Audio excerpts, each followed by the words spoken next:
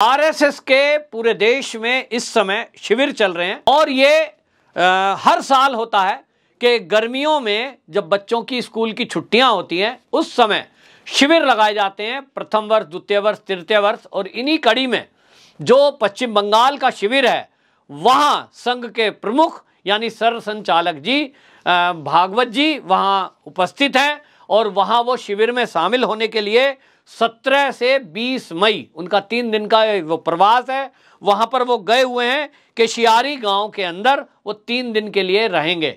लेकिन ये सूचना जैसे ही ममता बनर्जी को लगी कि पश्चिम बंगाल के अंदर आरएसएस के चीफ आ रहे हैं तो उन्होंने हालांकि ट्वीट भी किया और अपनी पुलिस को कहा कि आरएसएस चीफ यहां आ रहे हैं, उनको कुछ मिठाई और फल ये भिजवाए जाएं, इसकी व्यवस्था की जाए। साथ ही उन्होंने तंज कसा और उन्होंने कहा कि मोहन भागवत जी को भी ये पता चले कि मेहमान नवाजी किसको कहते हैं, सम्मान किसको कहते हैं। और उसके बाद उन्होंने पुलिस अधिकारियों को निर्देश दिया, जिसको भी ट्वीट किया गया, कि ये ध्यान रखा जाए कि पश्चिम बंगाल में कोई दंगा ना हो जाए।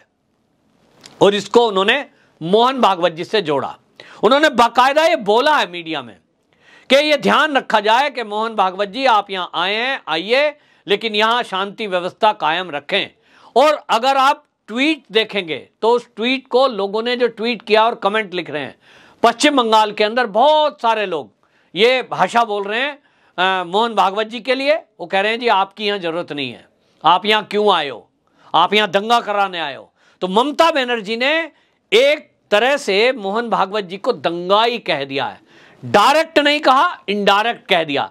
अगर आप किसी के आने से और जाने से ये कहें कि आपके आने से यहाँ दंगा की संभावना हो सकती है, ध्यान रखें ये फला आदमी आया है, यहाँ दंगे ना हो जाएं, अगर पुलिस को आप निर्देश दे रहे हैं, इसका मतलब मोहन भागवत जी जिस भी जगह जाते हैं क्या वो दंगा कराते हैं? क्या जब पश्चिम बंगाल के अंदर जब चुनाव के पहले और चुनाव के बाद में जो हिंसा हुई थी उस समय क्या मोहन भागवत जी वहां थे?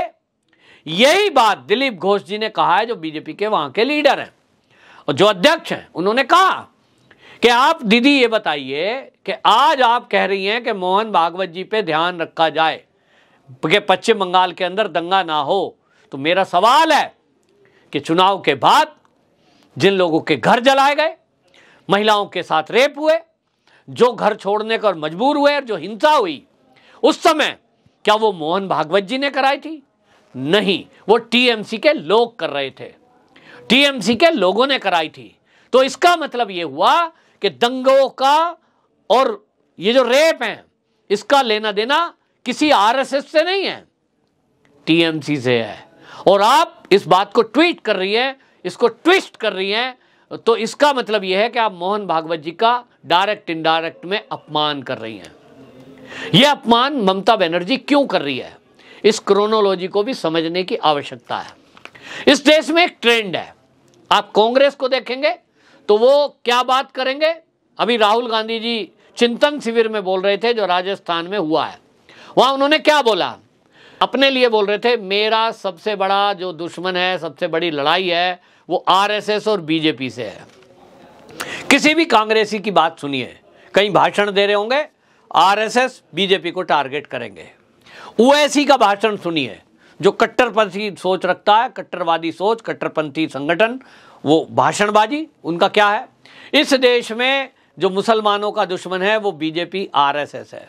कम्युनिस्टों के भाषण सुनिए, कम्युनिस्ट यही कहेंगे इस देश में जो हमारा दुश्मन है वो आरएसएस बीजेपी है। समाजवादी पार्टी, उनके बात सुन लीजिए, आरएसएस बीजेपी, आरएसएस बीजेपी। ये सबके सब लोग आरएसएस बीजेपी को टारगेट क्यों करते हैं? बीजेपी को टारगेट करें, बात समझ में आती है, क्योंकि बीजेपी एक राजनीतिक संगठन है और जो राजनीतिक संगठन है उनके लिए वो कंपटीशन की बात हो सकती है, उनका प्रतिद्वंदी है वो। तो आप यदि ये कहें कोई भी राजनीतिक दल इस देश में कि हमारा प्रतिद्वंदी, हमारा दुश्मन, हमारी लड़ाई बीजेपी से है, बात समझ में आती है, बिल्कुल आप ठीक कह रहे हो। लेकिन आप आरएसएस को क्यों कह रहे हो? आरएसएस ने आपका क्या बिगाड़ा है? क्या आरएसएस ने कहीं भी कोई स्टेटमेंट ऐसे दिए हैं कि वो खड़े होकर के ये कहते हो कि भाई यहां फला फला राज्य में चुनाव है, समाजवादी पार्टी को कोई हिंदू वोट ना दे? आज तक सुना है किसी ने? पश्चिम बंगाल में चुनाव हुए, दीदी क्या उन्होंने वहां बोला किसी आरएसएस के लीडर ने? मोहन भागवत जी का कोई वक्तव्य आया कि वहां टीएमसी को कोई हिंदू वोट ना दे? नहीं बोला। चुनाव लड़ रही थी बीजेपी, बीजेपी की मां है आरएसएस, लेकिन मां ने बेटे के लिए ये शब्द नहीं बोला, क्योंकि मां अपनी मां का धर्म निभा रही थी। और ये जो मां है आरएसएस, ये कहते हैं कि जो भी इस भारत भूभाग में रहता है वो भारत माता का पुत्र है और सभी एक कुटुंब की तरह यहां रहते हैं। वसुदैव कुटुंबकम, पूरा भारत, पूरा विश्व एक कुटुंब है और इसके रहने वाले, जो भारत के अंदर रहने वाले हैं, वो सभी हिंदू हैं, सभी भाई हैं, सभी का डीएनए एक है। तो कौन तेरा, कौन मेरा, कौन पराया, कौन अपना, ये कंसेप्ट है ही नहीं आरएसएस में। और इसलिए वो कभी भी किसी भी राजनीतिक दल का समर्थन नहीं करती खुल के। इच्छा है आरएसएस में जाने वाले, शाखा में जाने वाले लोग बहुत सारे ऐसे हैं कि जब चुनाव आते हैं तो किसी की इच्छा है वो कांग्रेस को वोट करता है, किसी की इच्छा है वो समाजवादी को वोट करता है। और मैं व्यक्तिगत तौर पर जानता हूं जो आरएसएस के बहुत सारे जाने वाले लोग हैं जिन्होंने चुनाव में कई बार बीएसपी को वोट किया है। मेरा व्यक्तिगत मामला है। कोई अधिकारी ये नहीं कहता कि भाई आप बीएसपी को वोट ना करना, आप बीजेपी को ही करना। कोई वक्तव्य, कोई भाषण नहीं होता। स्वयं सेवक की खुद की इच्छा होती है, अपना विवेक होता है, अपना निर्णय होता है। तो ये जो राजनीतिक दल है, जो ममता बनर्जी है, ये क्यों बौखलाई है? आरएसएस को टारगेट क्यों कर रही है? इन्हें आरएसएस दुश्मन क्यों दिखाई दे रहा है? इन्हें आरएसएस ही दंगाई क्यों दिखाई दे रहा है? पीएफआई के बारे में तो आज तक नहीं बोला, जिसके कई जगह लक्षण दिखे, जिसकी कई जगह आपको बता दूं ये इन्वॉल्वमेंट दिखाई दी, जिसके बारे में दिल्ली का दंगा हो, चाहे वो उत्तर प्रदेश का दंगा हो, कई दंगों में पीएफआई की इन्वॉल्वमेंट सामने आई है कि पीएफआई के लोग उसके फंडिंग कर रहे थे, पीएफआई के लोग इन्वॉल्व थे।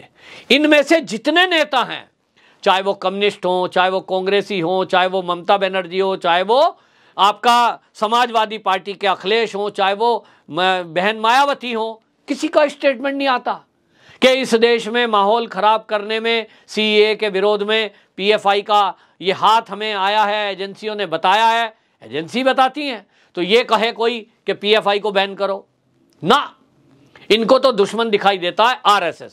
तो आरएसएस क्या है? सन 1925 से चल रहा है, जब अंग्रेज थे यहां इस देश में, देश आजाद नहीं हुआ था, और उसके बाद से चलते हुए आज तक लगभग 100 साल होने को आए। इस 100 साल के दौरान में आरएसएस ने कोई एक देश विरोधी काम किया है क्या? आरोप लगाना एक बिना सबूत के, ये तो बेवकूफ़ी की बात है कि आप यूं कह दें गांधी जी की हत्या करी। कई बार राहुल गांधी इसके लिए माफ़ी मांग चुके हैं कोर्ट में लिखित कि मैं माफ़ी मांगता हूं इस वक्तव्य के लिए, क्योंकि उन्होंने कई बार ये बोला था आरएसएस वालों ने गांधी की हत्या की, यानी कोई संबंध नहीं है, कोर्ट में प्रूव हुआ। लेकिन आपको बता रहा हूं कि इस 100 साल में यदि आरएसएस ने कोई देश विरोधी काम किया होता, कोई गलत काम किया होता, कोई गैर कानूनी काम किया होता, तो 70 साल इस देश में कांग्रेस का शासन रहा। आज तक कांग्रेस ने इस आरएसएस पर बैन लगाने की कोशिश भी की। सन 1975 में इंदिरा गांधी ने इमरजेंसी के दौरान बैन किया। देश की सुप्रीम कोर्ट ने यह कहा कि आरएसएस के बारे में जितनी बातें आपने बताई, एक भी आरोप सही नहीं पाया गया और इसलिए आरएसएस को बैन नहीं किया जाएगा। राष्ट्रवादी लोग हैं, राष्ट्र के बारे में सोचते हैं, स्वास्थ्य के बारे में सोचते हैं और देश के बारे में कितना काम कर रहे हैं कि आप देखिए इस देश में पर्यावरण के लिए चिंता विश्व में हो रही है। इस देश में कोई ऐसी संस्था है इतनी बड़ी जो पर्यावरण के बारे में बात कर रही हो? कुछ लोग हैं, लेकिन बड़े पैमाने पर यदि कोई बात कर रहा है पूरे भारत में तो वो आरएसएस है। आज कई लाख पेड़ आरएसएस के स्वयंसेवक इस देश में लगा चुके हैं और लगातार निरंतर उसके कार्यक्रम हो रहे हैं। लोग अपनी जेब से पैसा लगाते हैं और पर्यावरण की रक्षा में पेड़ लगा रहे हैं, जल संग्रह के लिए, जल संचय के लिए। कुछ लोग कहते हैं अगला युद्ध जब होगा, विश्व युद्ध, वो जल के लिए होगा। तो जल संचय कैसे हो, इसके लिए कोई चिंता यदि कर रहा है तो वो आरएसएस कर रहा है। उसके लिए बाकायदा स्वयंसेवक अपने जेब से पैसा लगाते हैं, जगह जगह भ्रमण करते हैं, मीटिंग करते हैं, लोगों को समझाते हैं, जल संचय का प्रबंध किया जा रहा है। उसके लिए बाकायदा कार्यकर्ताओं को घर से निकाला गया है। इसी तरह हमारे देश में सेवा भारती आरएसएस ने बनाई और कोविड के टाइम में कई लाख लोगों तक दवाइयां पहुंचाई, राशन पहुंचाया। किस लिए? मेरे देश के वासी हैं, और उसमें हिंदू मुस्लिम नहीं किया आरएसएस ने। और इसलिए आज तक 100 साल होने को आए, एक भी विरोधी दल का कोई भी पार्टी भी हो, वो लोग भी कोर्ट के जरिए ये आरोपों को सिद्ध करने में नाकाम रहे हैं कि आरएसएस ने कोई गलत काम किया हो। तब ममता बनर्जी का ये कहना कि मोहन भागवत जी पश्चिम बंगाल आए हैं, देखना कहीं दंगा ना हो जाए, ये सीधा सीधा आरएसएस को दोषी बताकर और उन लोगों को क्लीन चिट देना है जिन लोगों ने पश्चिम बंगाल में दंगे किए, जिन लोगों ने पश्चिम बंगाल में रेप किए, जिन लोगों ने लोगों के घर जलाए, उनके घर उजाड़ दिए। उन लोगों को आप क्लीन चिट दे रहे हो और एक तरफ आप आरएसएस को दंगाई बताने का काम कर रहे हो, यानी आरएसएस को डिफेम करने की बात कर रहे हो। पश्चिम बंगाल के लोग जो शाखा में शामिल हुए हैं उनके ऊपर आपने इतना तक किया है कि संघ के स्वयंसेवक यदि कहीं हैं, उनको बाकायदा टीएमसी के लोगों ने घरों से निकाल कर मारा है या तो उनका सामाजिक बहिष्कार किया है। ये मोहन भागवत जी का अपमान। मैं तो कहता हूं कि देश के कुछ वकील ऐसे हों जो राष्ट्रवादी हों, इस मामले में एक केस दर्ज करें सुप्रीम कोर्ट में, और मोहन भागवत जी इस मामले में जरूर संज्ञान लें कि उनको कोई इस तरह से कैसे कहकर अपमानित कर सकता है। ममता बनर्जी की हालांकि काफ़ी किरकिरी हो रही है, क्योंकि बीजेपी ने इसको मुद्दा बनाया है कि ममता बनर्जी इस तरह से एक देश के जानी मानी शख्सियत को, जिसने अपना पूरा जीवन पढ़ाई लिखाई के बावजूद पैसा कमाने के लिए नहीं, देश सेवा के लिए लगाया, ऐसे व्यक्ति के बारे में और ऐसे संगठन के बारे में ममता बनर्जी ने ये जो वक्तव्य दिया है, इसके लिए ममता बनर्जी क्षमा मांगे, वरना ये बहुत गलत है। और इसके खिलाफ बीजेपी ने तो बाकायदा अभियान छेड़ा है। लोगों को सोचना है कि ये जो नेता हैं राजनीतिक पार्टी के, ये किसी भी अदर धर्म से संबंधित लोगों का कभी भी विरोध नहीं करते, हिंदुओं से संबंधित आरएसएस का विरोध क्यों करते हैं। वंदे मातरम।